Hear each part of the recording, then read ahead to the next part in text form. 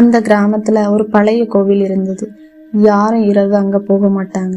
ஏன்னா சரியாக இரவு 3 மணிக்கு கோவில் உள்ளிருந்து கால் சத்தம் கேட்கும். மணி தானாக அடிக்கும். ஒரு நாள் கிராமத்து சிறிய குழந்தை திடீரென மயங்கி விழுந்தது. மருத்துவர் சொன்னார், நம்பிக்கைதான் காப்பாற்றும். அந்த அம்மா குழந்தையை மடியில் வைத்து கோயில் வாசலில் அழுதாள். காந்தாரி அம்மா, என் உயிரை எடுத்துக்க, என் குழந்தைய காப்பாத்து. அந்த நொடி காற்று சூறாவளி மாதிரி வீசியது. கோவில் வாசல் தானாக திறந்தது.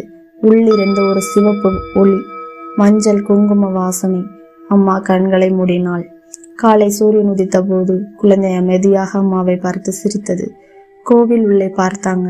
அம்மன் சிலையில் புது குங்குமம், புதிய மஞ்சள், பூமாலை. அது யார் வைத்தது?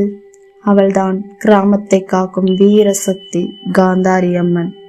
உங்களுக்கு கூஸ்பம் வந்ததா? இன்னும் இப்படிப்பட்ட மர்மசக்தி கதைகள் கேட்க சப்ஸ்கிரைப் பண்ணுங்க.